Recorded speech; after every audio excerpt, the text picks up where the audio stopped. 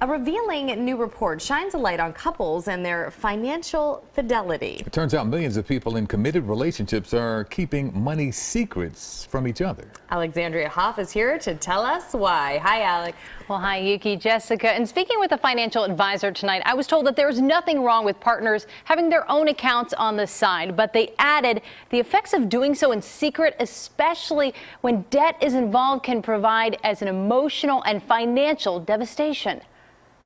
According to the site creditcards.com, 30 million Americans who live with a partner are hiding a checking, savings, or credit card account from their significant other. It doesn't surprise me. I understand how somebody would want to have their own stash to the side.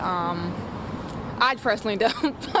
The survey found 2% of people would leave a relationship if they found out about a secret stash. Over 16% wouldn't care, and about 81% of Americans polled would be upset. What if you had some secret debt you didn't know about? I would be disappointed because it's all about transparency and trying to empower each other. Experts say popular reasons behind hiding an account or debt may be due to a partner feeling insecure over their own financial background or fearful of being dependent in the future. I think the problem is the secrecy.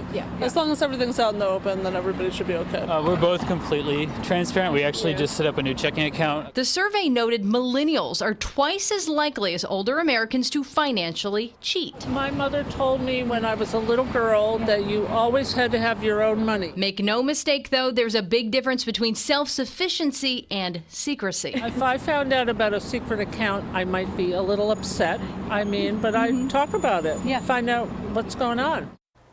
Well, good news for our area. According to the study, Americans living in the South and West are more likely to cheat in this way. And Yuki, Jessica, listen to this. 20% of the people polled said that this financial infidelity is worse than an actual affair. Wow, 20% of people. 20%. Really? That's a lot. It's a lot of spending. It is.